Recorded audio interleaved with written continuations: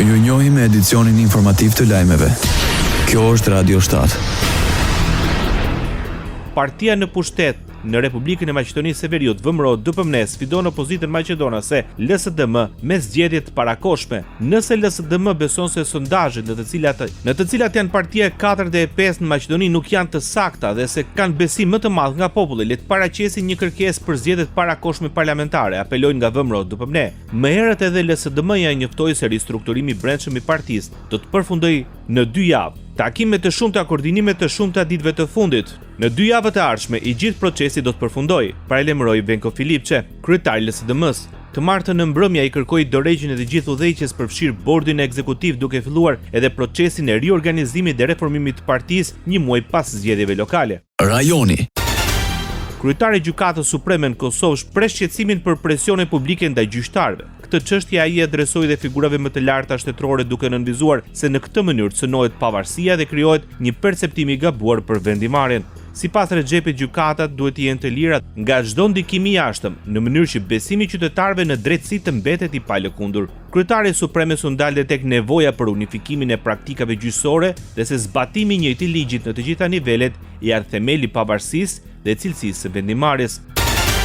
Betohen kryetarët e rinj të Mitrovicës Veriut, Leposavicit, Zvečanit dhe Zubin Potokut. Filloi mandatin e ri në komunat veriore. Në Zvečan, Dragisha Milovic u betua dhe premtoi bashkëpunim me të gjitha institucionet ndërkombëtare dhe lokale që veprojnë në Kosovë, përfshirë KFOR-in, EULEX-in, OSBE-n dhe MAPL-n. Në Mitrovicën e Veriut, mandatin e mori kryetari i ri Milan Radojevic. Në këtë komunë seanca u vënua fillimisht pasi një asembli serb vendosi flamurin e Serbisë, i cili u hoq përpara se të vazhdonte procedura. Për t'i lënë radhën komunës së Zubin Potokut, kryetari i ri Miloš Perovic u betua dhe premtoi të ushtrojë detyrën me ndershmëri dhe besnikëri ndaj komunës dhe qytetarëve. Edhe komuna e Leposavicit mori udhëheqjen e re nga kryetari Zoran Tadić, ku po ashtu dominoi flamuri i Kosovës dhe fotografia e presidentes Vjosa Osmani. Radio 7, zëri pozitiv i qytetit.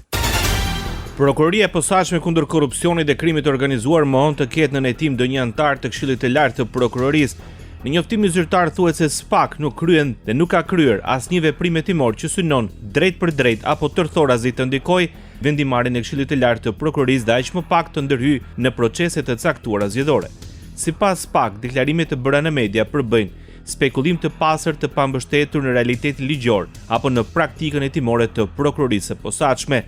Çdo deklaratë e pabazuar në fakte dhe mbështetur në spekulime mbetet në kuadrin e retorikës së pakonfirmuar në përpjekje për të keq informuar publikun dhe për të dëmtuar strukturën, thekson SPAK.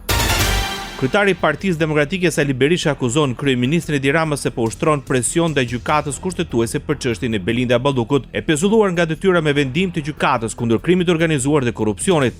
Kjo fuqi e jashtëzakonshme e drogës në regjimin e Edi Ramës lot një rol përcaktues edhe në rezultatin e zgjedhjeve, në vendimet e gjykatave, në vendimet e ekzekutivit. De facto droga është vendimarrësi kryesor i vendit.